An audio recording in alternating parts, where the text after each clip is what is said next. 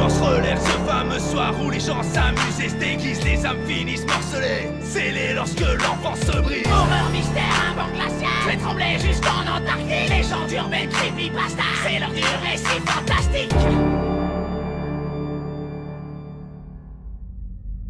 Quand j'étais petit, je n'allais jamais chez mes grands-parents maternels, tout simplement parce que ceux-ci habitaient loin de chez nous, et que mon père ne voulait pas conduire longtemps.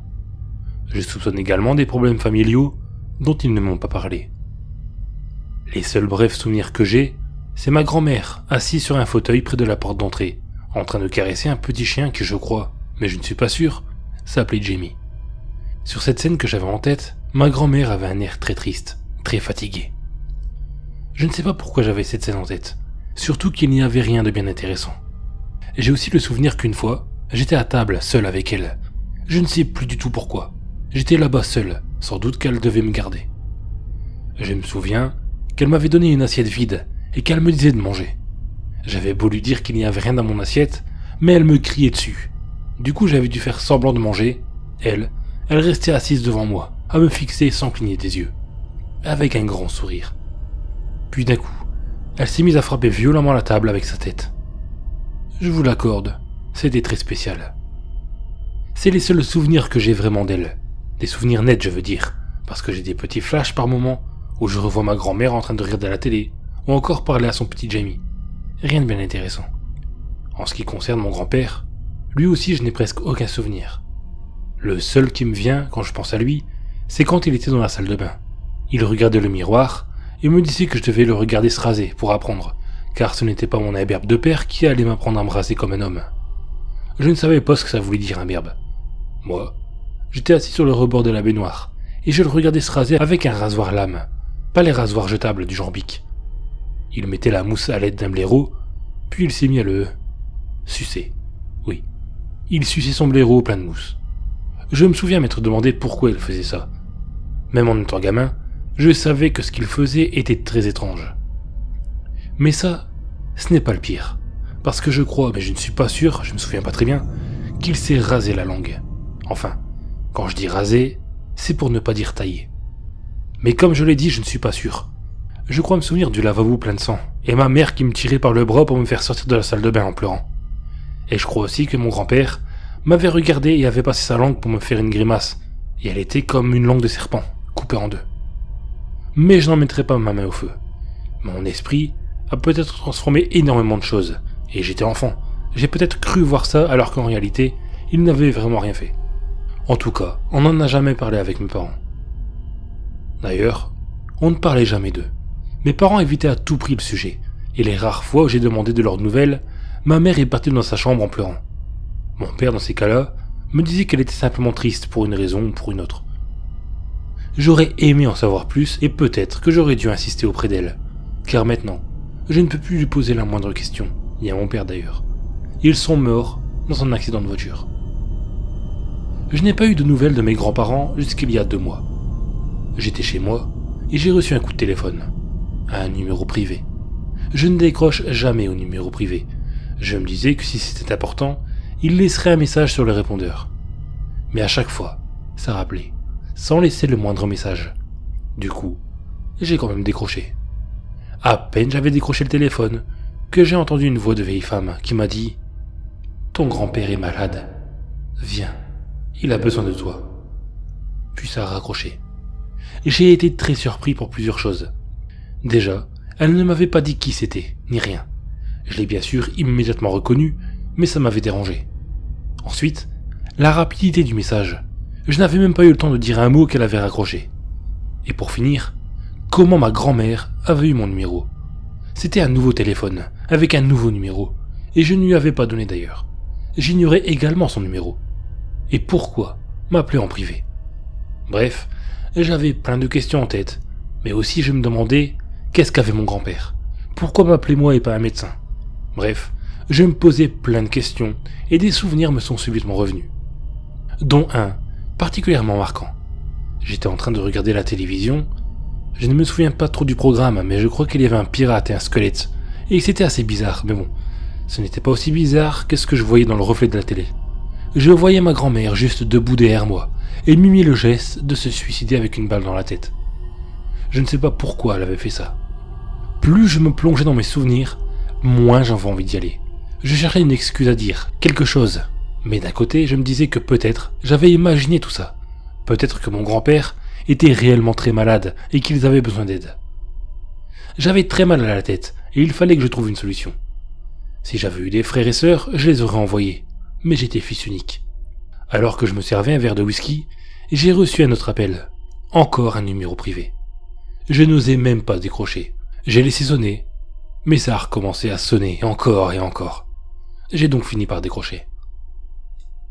Jamie n'est plus là, tu sais. Papy l'a tué la semaine dernière. Il l'a fait parce qu'il était devenu étrange, tu sais. Un peu comme Marie. Je ne sais pas si tu te souviens de Marie. Puis, elle a rigolé et a raccroché. Je ne savais pas pourquoi elle me disait ça, ni même qui était cette Marie. Mais la seule chose dont j'étais sûr, c'était que je n'avais vraiment pas envie d'y aller. J'étais décidé à ne pas y aller. Mais après 2 ou 3 verres d'alcool, j'ai reçu un autre appel. Cette fois, elle était en pleurs et me disait qu'elle avait froid, mais que quelqu'un était dans la maison avec elle. Puis encore une fois, ça a raccroché. J'étais obligé d'y aller, ne serait-ce que pour avoir la paix avec elle. Le lendemain, j'étais parti pour 8 longues heures de route. Pendant que je conduisais, je me demandais s'ils avaient beaucoup changé, parce que d'après mes souvenirs, ils étaient déjà très vieux physiquement, et je me demandais aussi si la maison avait changé, si c'était toujours la même télé cathodique, etc. Plus j'approchais de la destination, plus je sentais une boule d'angoisse grossir en moi. Puis j'arrivais enfin, devant la maison, en pleine nuit. Je regardais la maison, et je n'y croyais pas. Rien n'avait changé. D'autres souvenirs me venaient en tête. Je me voyais petit, en train de jouer à la balle sur la pelouse, devant, pendant que ma grand-mère me regardait par la fenêtre. Ma mère était assise sur la marche de la porte d'entrée, en pleurs, au téléphone. J'avais beau regarder, tout était comme dans mon souvenir. Même mon ballon était toujours là. C'était incroyable. Je crus percevoir une ombre humaine devant la fenêtre, qui était fixe. Ça devait être ma grand-mère qui m'attendait. Je suis alors sorti de la voiture, et j'ai avancé vers la porte d'entrée. Je n'ai même pas eu le temps de frapper à la porte que celle-ci s'est ouverte. Elle n'avait pas changé. Elle était exactement comme mes souvenirs. Quand elle m'a vu, elle a fait un grand sourire édenté et a tendu ses mains vers moi, toute tremblante. Elle m'a dit qu'elle était heureuse de me voir et m'a fait entrer. L'intérieur également était comme dans mes souvenirs, sauf que je sentais une odeur épouvantable, une odeur d'animaux morts. Mais à part ça, tous les meubles étaient les mêmes, les tapisseries également.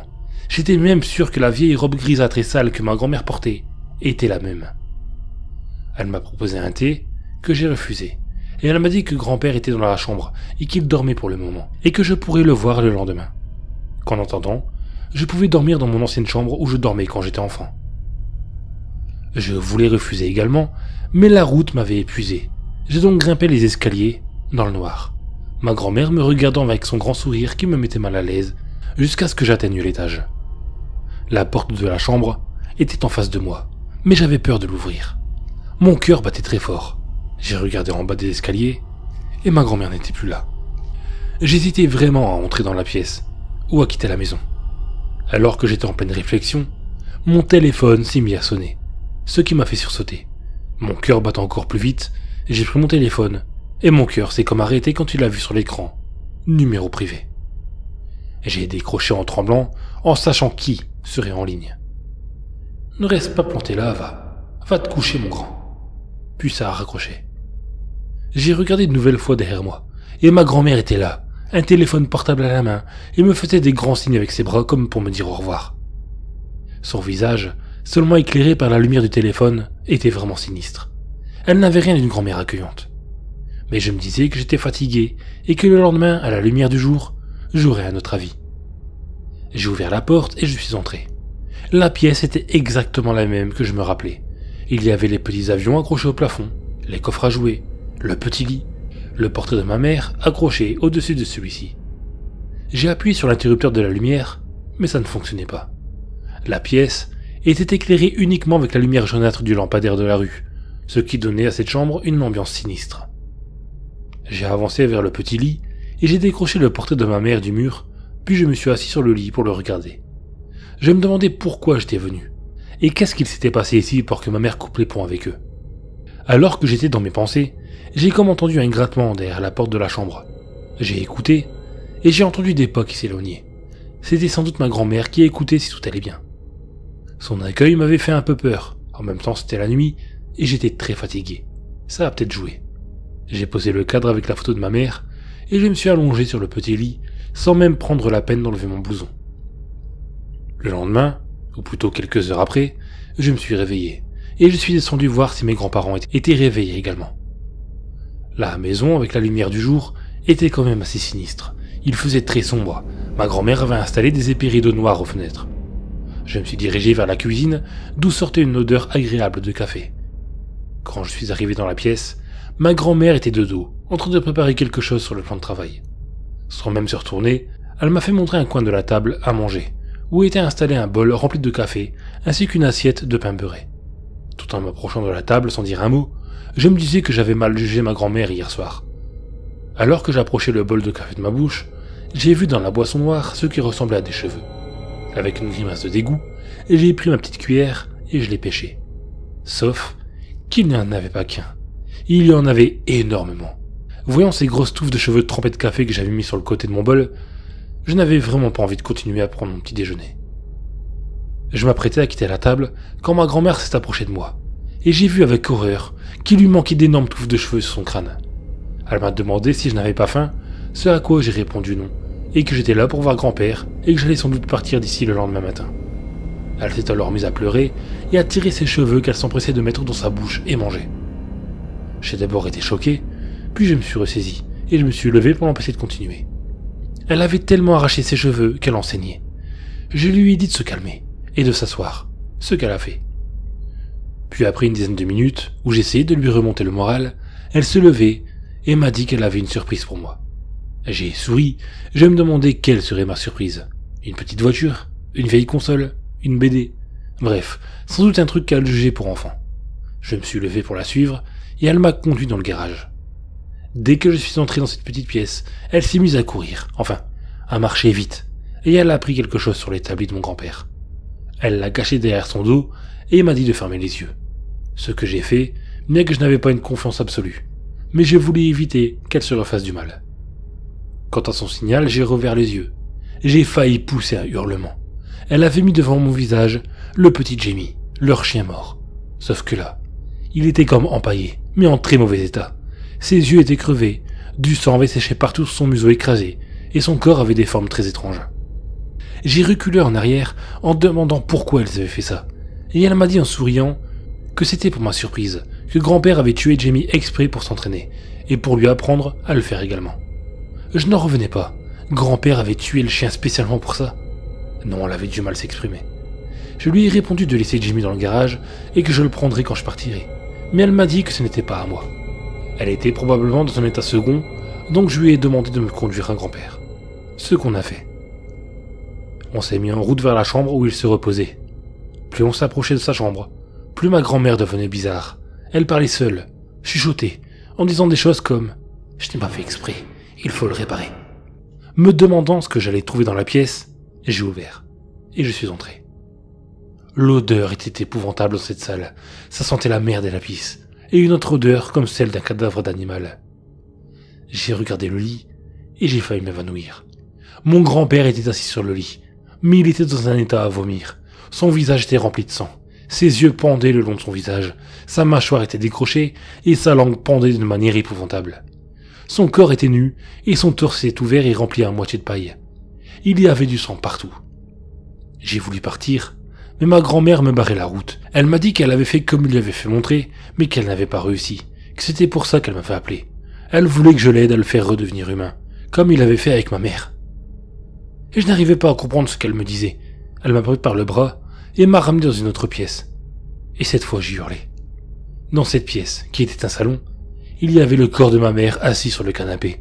Le corps était dans une position complètement impossible, et son visage avait été maquillé de manière grossière. Pourtant, on pouvait voir l'état de décomposition du corps. Je me suis écroulé. Je lui ai demandé pourquoi elle avait fait ça, et elle m'a répondu que c'était parce qu'elle voulait la faire revivre, que c'était comme ça qu'il faisait dans l'autre monde. C'est à ce moment que j'ai compris, et que je me suis souvenu. L'autre monde. Quand j'étais petit, J'entendais souvent mes parents prier une sorte de divinité de l'autre monde, et ma mère s'est à de nombreuses reprises disputée avec eux à ce sujet. Je lui ai dit que l'autre monde n'existait pas, mais elle m'a répondu que parfois, elle sentait que l'ange de l'autre côté venait prendre possession de son corps, et que quand l'ange faisait ça, elle était bien. J'ai voulu partir quand j'ai entendu un bruit venant de la chambre de mon grand-père. Je me suis retourné pour voir ce que c'était. Et avec horreur, j'ai vu mon grand-père, ou du moins, le reste de son corps, en train de ramper par terre, chose qui était impossible normalement vu l'état dans lequel il était. Alors que je reculais, en n'arrivant pas à détacher les yeux de ce spectacle épouvantable, je l'ai vu essayer de se mettre debout. Mais à chaque fois, il s'écroulait en faisant un bruit horrible. Au même moment, j'ai vu Jamie venir en courant d'une manière impossible, en faisant des petits bonds. Il a sauté dans les bras de ma grand-mère, et celle-ci lui faisait des bisous en riant. Quand elle a embrassé le chien, des poils lui sont restés sur les lèvres. Je me suis relevé pour partir, et j'ai vu ma mère qui essayait de bouger, mais qui n'y arrivait pas. Elle tendait les bras vers moi, comme pour me demander un câlin. Et je l'ai entendu comme grogner, une sorte de cri plaintif. J'ai hésité à aller la rassurer, mais je me suis dit que non. Ce qui était là n'était pas ma mère. C'était tout sauf ma mère. Je me suis alors dépêché de sortir de cette maison en courant, et je suis parti dans ma voiture.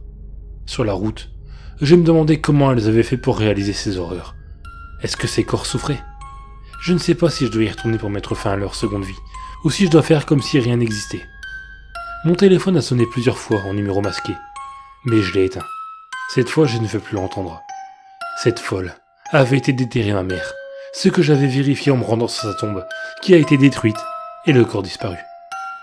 J'hésite entre appeler la police et me rendre là-bas pour tout détruire, et en apprendre plus sur l'autre monde.